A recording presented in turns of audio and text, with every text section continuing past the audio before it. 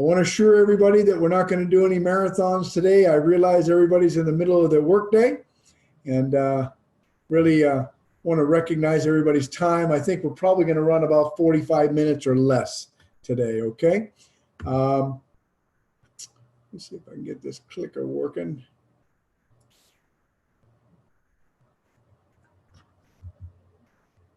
Perfect, perfect. Now it's working too well. That's great. So here's the 8 chapters of my book. You've got to be done. You have to get uncomfortable and take action, right? We all know that announcing to the world and to ourselves that we are done really means nothing if we don't take some action and get uncomfortable and do some things outside of our comfort zone that we aren't really used to doing. Creating a wave of momentum is nothing more than stacked actions, continuing to do it and continuing to do it until we get some results, right? Preparing now for what's coming. That's about pouring into us and increasing our advantages by getting the education that we need to expand our horizons and achieve our dreams. We must be open to the unexpected, which simply means we never know when that opportunity is going to come along. We really need to be prepared for that. You won't always feel like you're winning, which is the chapter we're going to talk about today. We're going to talk about the different seasons of our lives and the things that even though we can have a great summertime going on in one area of our lives, we can always have a summertime, a springtime, or a harvest going on in other areas of our lives, right? Chapter 7, you must understand the law of exposure. And just as a reminder, the law of exposure says, the things I expose myself to, I shall become. It's really that simple, not real tricky, not real hard to understand. It's pretty common and pretty common knowledge that I will become the things that I surround myself with, right?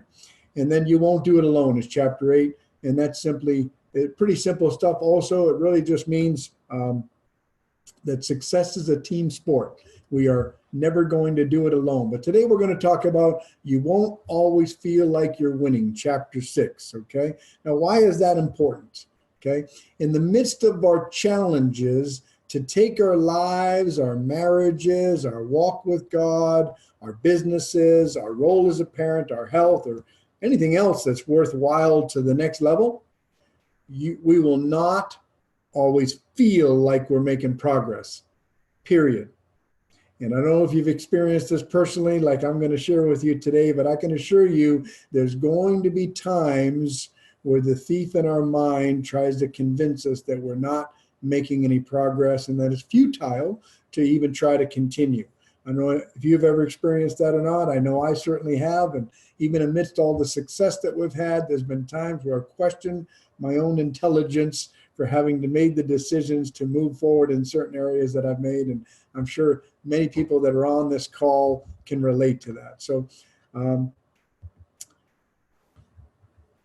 I basically had to go to my boss back in 2004 and who had brought me to, really had brought me to from the brink of disaster in the beginning days of recovery to coming up through the ranks. I had purchased my first home. Things were going fairly well. As you remember from the book, I had gotten the probation behind me. All my fines were paid off. I had lost some weight. I had gotten rid of the cigarettes. And I had to go to my boss who had bought my first set of teeth. And I had to break the news to him that I had made the decision to move to California and buy my first business. A lot of you remember the details that surrounded that, but as scared as I was for that conversation because of the indebtedness that I felt to Richard, Richard celebrated the news. He knew that that conversation would someday happen. He was just glad that I wasn't opening an auto repair shop right down the street, right? We both laughed about that with tears in our eyes, right? This is the guy that he hired after getting some weight back and still hadn't got my first set of teeth yet, as you can see, but I didn't look like Skeletor anymore. But I don't know how many auto repair shop owners that watch this or are on this call right now would have this guy on their front counter. I don't know, but Richard was one of those guys that could see past the obvious and see below the surface, or maybe it was just out of pure desperation. Who knows? but God had his hand in that, I know, right?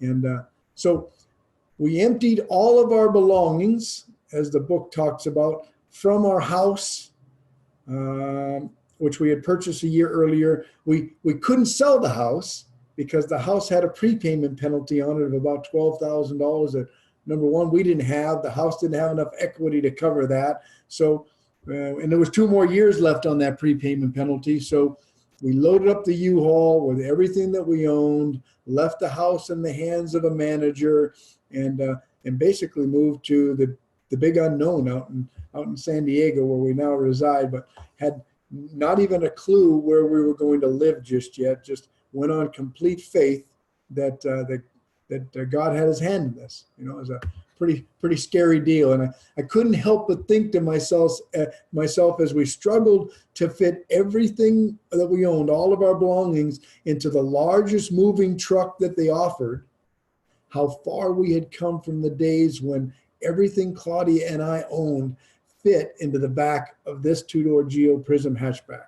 I mean, it was obvious to us that God was truly blessing us, but I will just point that out because it stands out in my mind so much. So on New Year's Day 2004, with the shop closed because it was a holiday, the day before we were supposed to take ownership, we met one final time with the sellers of this business. We're supposed to exchange checks and keys and get security codes and vendor lists and all that good stuff. It was kind of a round table of sorts in the back room of this building. It consisted of my dad and Claudia, the owner and his wife, their accountant, and their commercial broker who was handling the rental agreement. And this is how much on faith we had gone. We were sitting in the back room of this auto repair shop with all of our belongings still in a U-Haul, still in the Hertz rental truck is actually what it was. Really hadn't found a place to stay just yet. And we were working out the final details that weren't even finalized. And the seller was changing the details just a little bit on us. And it got a little intense during those couple hours. And Claudia ended up kicking me under the table a few times to shut me up, which was pretty well deserved because I was a little high strung during that conversation. We didn't use an escrow company to handle the transaction, which I wouldn't recommend to anyone now that I know what I know. But sometimes you just do as the Romans do and you go on faith. And at the end of the meeting, we all shook hands. And when everyone else had left the meeting, or excuse me, the shop and the meeting, Claudia and my father and I all high-fived and celebrated because we had actually done it, right? So the business was ours. We had actually done it. The lease was worked out for the next 10 years. The terms of the purchase and the inventory were all agreed upon, and we had the keys and the alarm code, and we were officially business owners, right? We were very excited, yet as most business owners know in their first venture, we were scared to death, right? Little did we know that the real test, that's what we're going to talk about today, the real test was about to come. And that's the test of a marriage when husband and wife decide they're going to work together for 10 to 12 hours a day. And for those of us that are married that have gone through this test, I know I can hear a big hallelujah in the background. So as Claudia and I began those first months in business, it became very apparent that our relationship needed serious attention. Past resentments from what I had put us through when I was still using drugs, and the fact that we were a blended family, all blended families, say hallelujah, were clouding our ability to communicate. We had never really properly dealt with some of the deep-rooted issues, hoping that they would just take care of themselves, which, as we all know, never happens, right? We sometimes went home at night after working together all day long, and we wouldn't even talk to each other, right? We weren't getting along. And but we were forced to work together the following day amid all the excitement of our new business and all the success we were experiencing that first year. Our marriage was on the verge of collapse. You know, based on recommendations, Sorry about that. So based on recommendations made by my pastor, we agreed to attend counseling offered by a local church. At first, these weekly sessions were very difficult for me. As a man, and especially an addict man, opening up to what's going on inside and discussing this with a complete stranger ranked right up there with poking myself in the eyeball with a hot butter knife.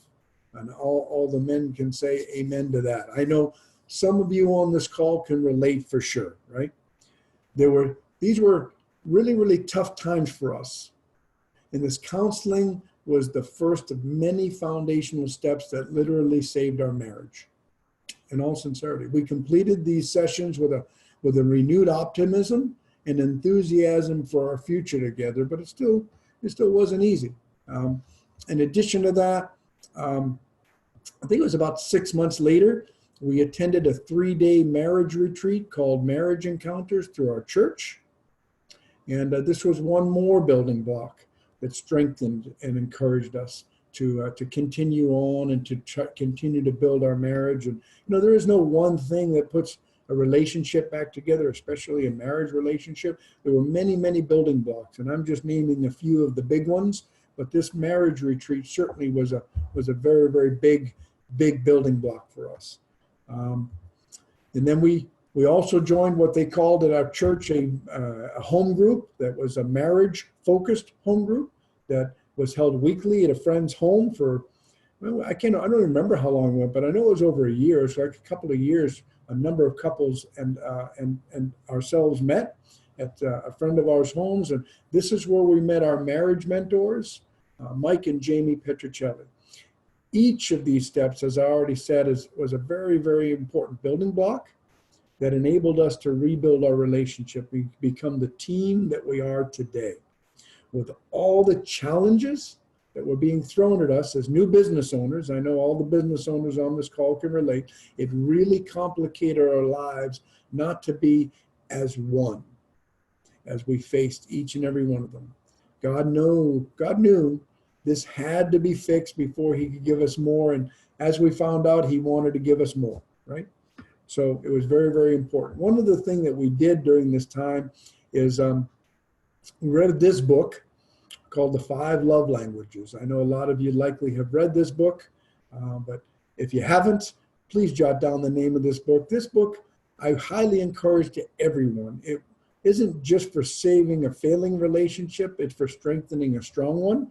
Learning your partner's, your significant other's love language will be an absolute 100% game changer for any marriage.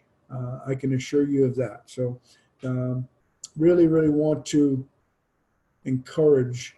This is a quick read, by the way. It's a very, very skinny book. So even us non-readers have especially with Audible nowadays, is no reader has any reason not to be a reader. But I really want to encourage you to grab this book. This book has sold just a ton of copies because of its popularity and its success.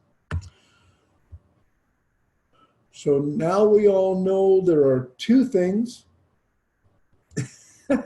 that test the strength of any marriage, right? The first test is when a husband and wife attempt to back a vehicle with a trailer on it or a 40-foot motorhome. That's what you're looking at here, is a picture of what it looks like from the driver's seat. One's a close-up and one's a real shot, right? With the wife acting as a spotter, directing the husband which way to go, right? So that's certainly test number 1 of a marriage. And test number 2 of a marriage is when a husband and wife decide that they're going to work as a team together for 10 to 12 hours a day, right? Certainly the test of the strength of any marriage. And I'm happy to report that our marriage has survived both of these tests. Seriously though, you wouldn't know by looking now that we have been through the struggles in our marriage that I've described, right? Only our closest friends knew at the time. We worked hard to fight for what was rightfully ours. And there were times where I wondered if it would be worth it. I'm just going to be completely transparent with you. It most certainly was worth it, but it was tough to get to this point. I discovered that there's got to be pain in order for progress when it comes to building relationships. rebuilding relationships for that matter. We fought through the pain, but it certainly didn't feel like we were winning while we were going through it. I can assure you of that. And I know many of you can relate to that.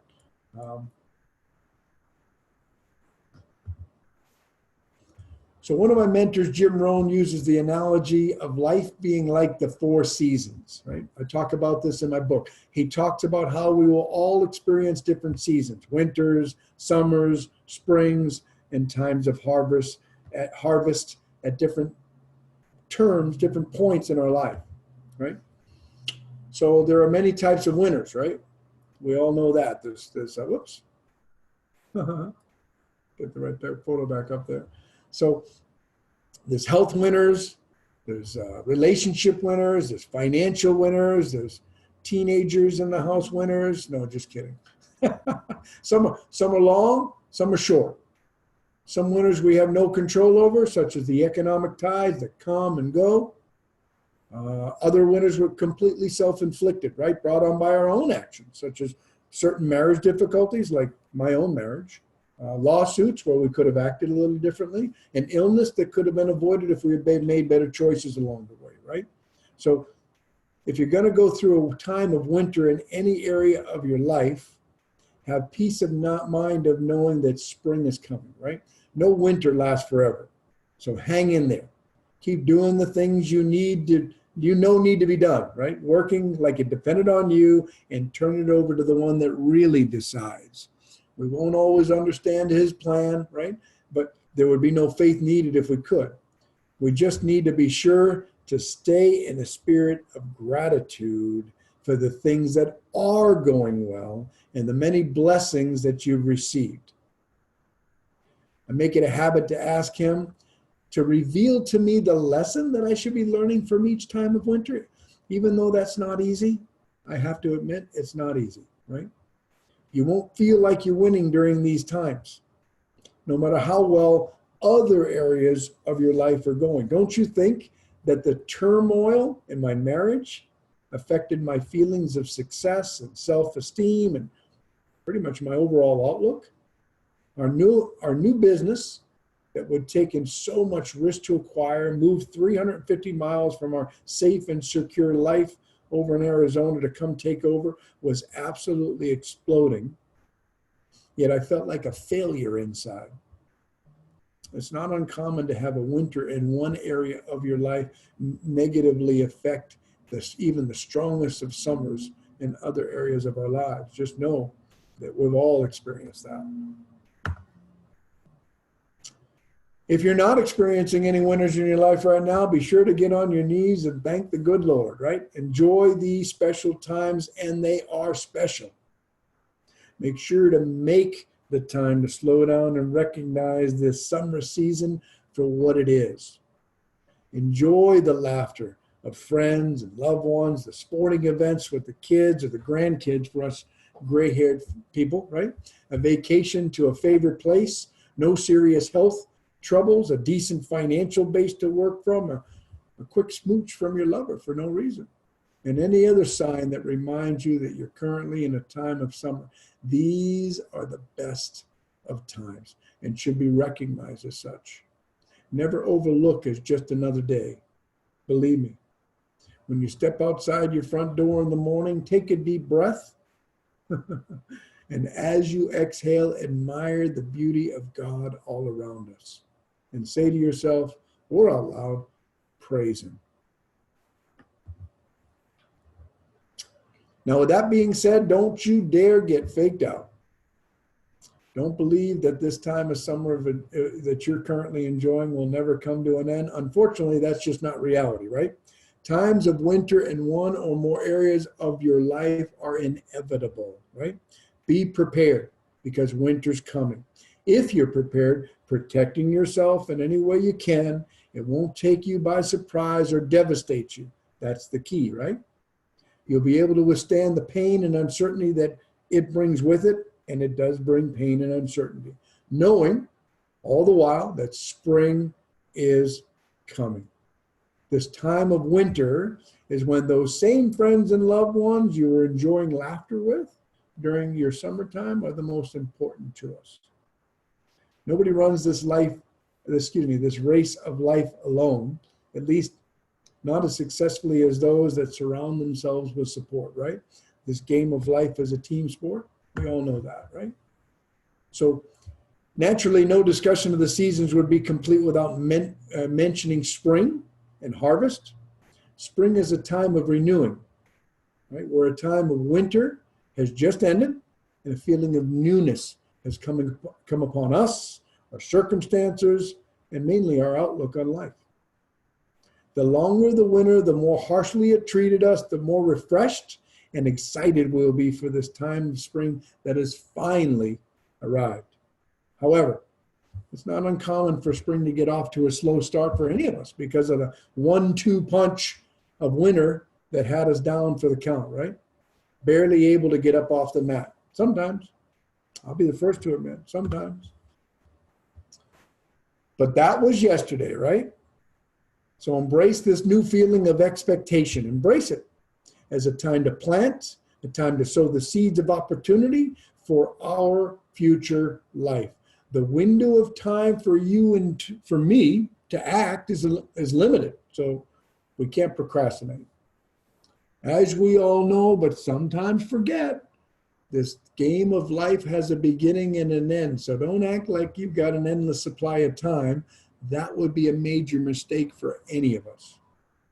Sow the seeds of a stronger marriage, a closer relationship with God, a better role as a parent, a new career, a portfolio of real estate, good health, strong relationships that'll last a lifetime, and anything else you think is worthwhile. It's amazing what God can do with the seed, the soil, the sunshine, and the rain.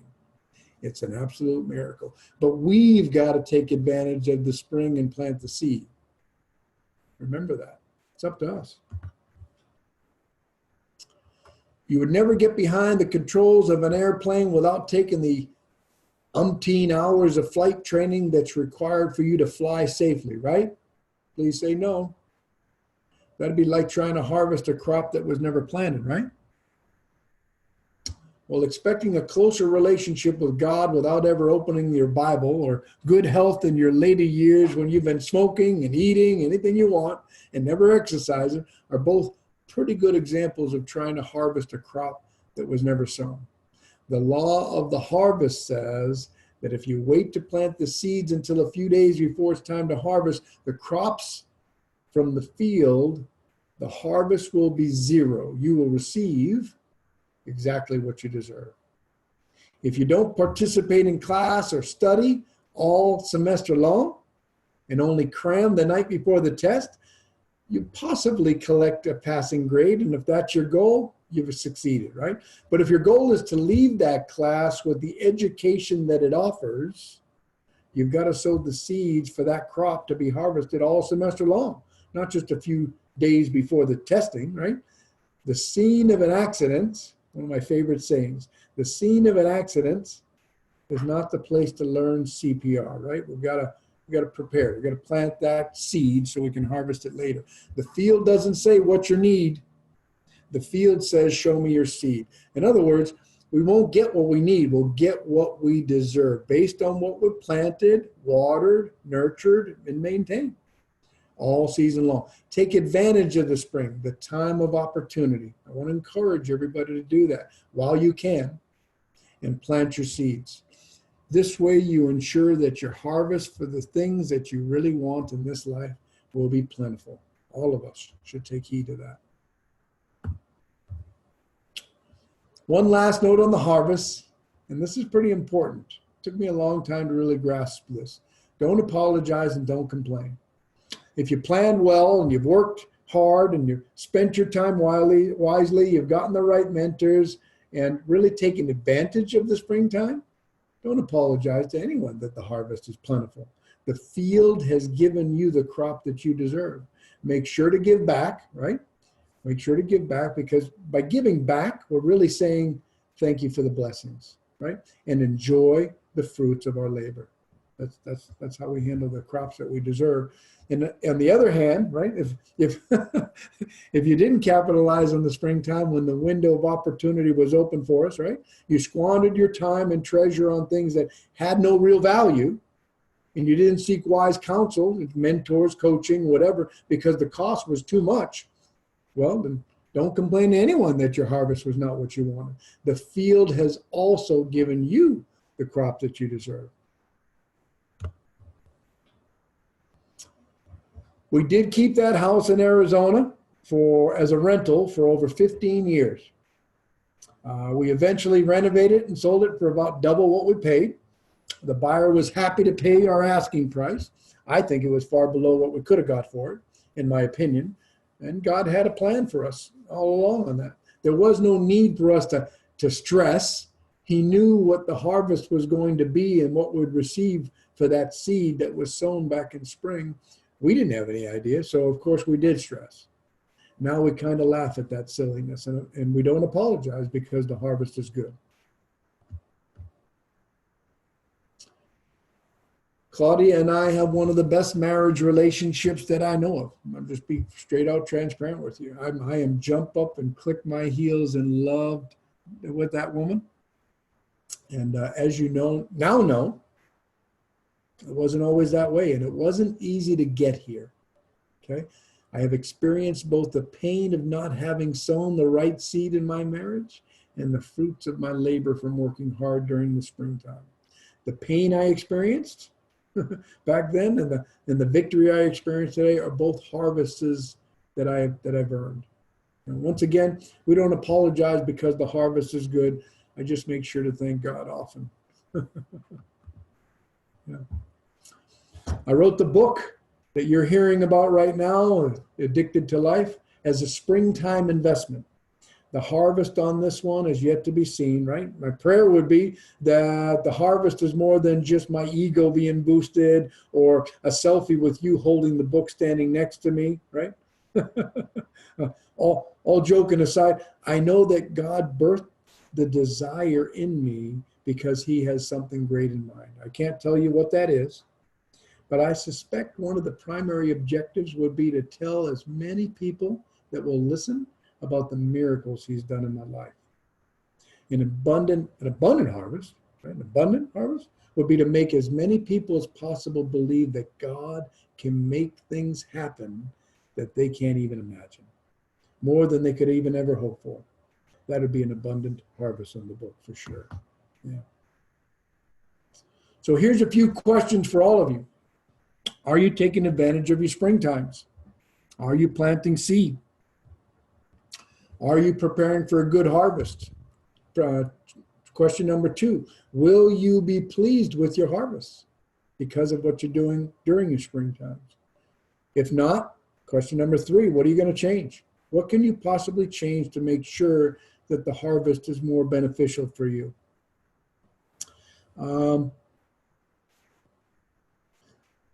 Excuse me. What are you doing? I'm sorry. Question number 4. Are you doing everything you can do to minimize your winters? I would look at that. Will you be prepared when they come? And then question number 6, are you recognizing and truly enjoying your summers? Don't miss those opportunities of celebration, those opportunities of just recognizing that things are good. Things are good. We're not promised another day of things being good. So we certainly want to make sure that we are taking advantage and of enjoying those times, right? Oop. Come on, mouse. There we go. So as we all know, this is not a dress rehearsal. This is life, and the clock is ticking. You won't always feel like you're winning. I encourage you to be the best version of you. Let's look back and someday and say, I'm glad I did, not I wish I had, right? Shall we? This could be the difference between living the life of our dreams and settling for what others think is good enough for you. Although you won't always feel like you're winning, you can be confident in knowing that we are doing all we can to minimize our exposure to unnecessary winters. And this really brings with it a level of confidence that comes across in every area of our lives. So I just want to encourage all of you. And then one last thing, two last things actually.